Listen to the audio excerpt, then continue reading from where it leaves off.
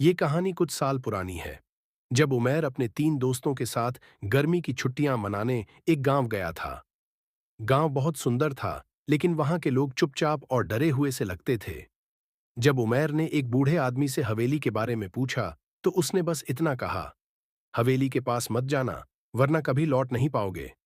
उमैर और उसके दोस्त फराज, जैन और काशिफ हवेली को देखने निकल पड़े। वो हवेली एक सुनसान पहाड़ी जगह पर थी। जंग लगे दरवाजे, टूटी हुई खिड़कियां और चारों ओर झाड़ियां। एक नजर में ही डर महसूस होने लगा। जैसे ही वे अंदर गए, एक अजीब सी ठंडक और खामोशी ने उन्हें घेर लिया। अचानक एक दरवाजा अपने आप खुला और जोर से बंद हो गया। उस रात उमैर को एक औरत के रोने की आवाज सुनाई दी। सीढ़ियों पर एक सफेद कपड़े में लिपटी औरत बैठी थी और रो रही थी। उसने अपने दोस्तों को उठाया, लेकिन बाहर कुछ भी नहीं था, सिर्फ एक ठंडी हवा जो उनके शरीर को छूती चली गई।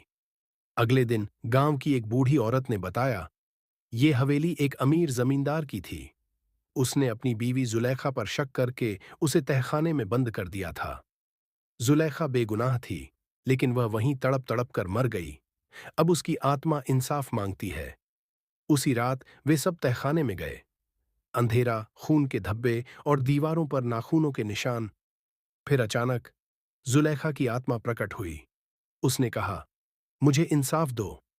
उमैर ने वादा किया कि वह उसकी कहानी दुनिया को बताएगा। आत्मा ने एक चीख मारी और आसमान की ओर उड़ गई।